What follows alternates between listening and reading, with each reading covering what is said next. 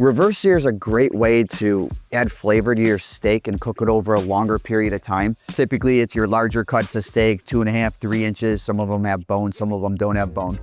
But it's starting it low and slow in an indirect zone, cooking it to a certain temperature, and then ultimately cranking your grill up and just getting this beautiful sear on the outside of it, Maillard reaction and caramelization color.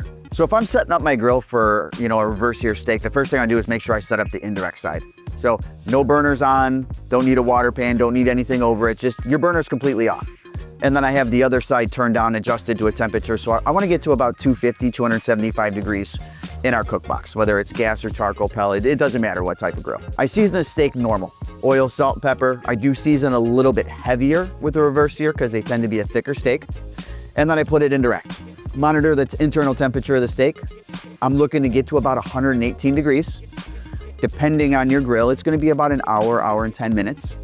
Once we get to the 118, though, I'll take the steak off. And that's when we crank our grill up. So if I'm cooking on like an awesome Spirit gas grill, I have that sear zone. I'm gonna activate that sear zone, I'm gonna crank up that temperature, and I'm gonna get it as hot as I can. Once I get that grill up as hot as I can get it, I'm gonna put that steak on the direct zone. So right above that flame. And we're gonna rip it, maybe a minute, minute and a half, 2 minutes, but I'm looking to get as nice of a beautiful char Maillard reaction on that steak as I can. Flip it over, hit both sides, take it off. Sometimes I let it rest, but typically in your walk to your dining room table or wherever you're going, that steak's gonna rest, it'll carry over.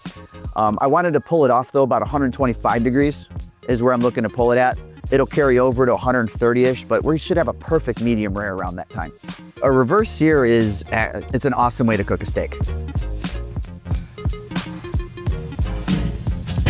I think that covered everything.